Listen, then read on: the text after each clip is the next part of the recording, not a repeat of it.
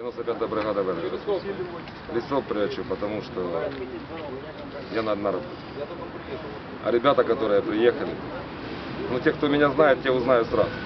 Вот, 95-ки. А ребята приехали сегодня ночью, и им объявили, что их рассылают как неблагонадежных по другим частям и не ВДВшных. Это унижение, которое ниже плинтуса опускают десантники. Вот поэтому сейчас собирается мало ребят, сейчас подойдут еще больше.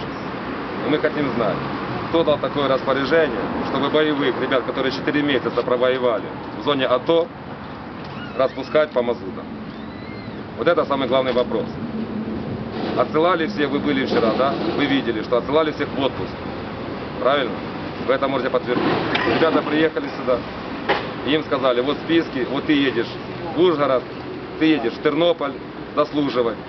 І там написано, як неблагонадійні, які не можуть проводити по своїм морально-психічним параметрам операцию в зоне АТО. То есть ребята возмущены. Это раз. Они ехали в отпуск. Никто с них никогда не прятался ни за кем. Так само, как и я. Те, кто меня знают, они знают, что я за ребят горло перегрызусь. Я еще раз говорю, пожалуйста, пересмотрите свои бумаги. Потому что десантников унизить, лучше унижайте кого-нибудь другого. Очень тяжело будет потом оправдываться. Очень тяжело. Здесь все добровольцы.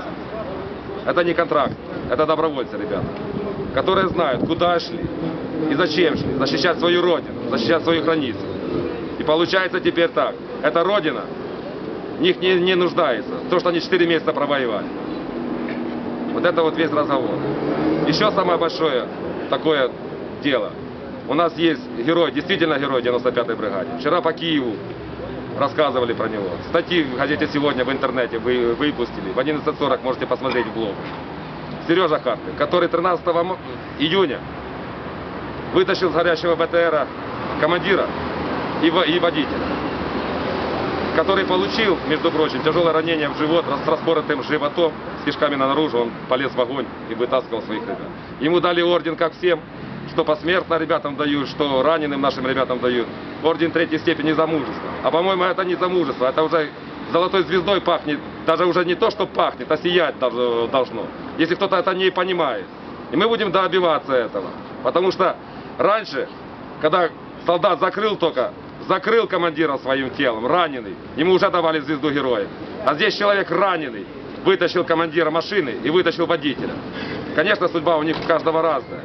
И все они и в госпитале были, и кто-то лечится еще. Поймите правильно.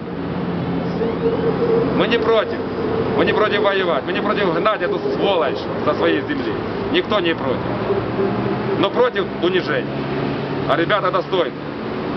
Достойны. А те, кто меня знает, знают, что я ерунды не говорю.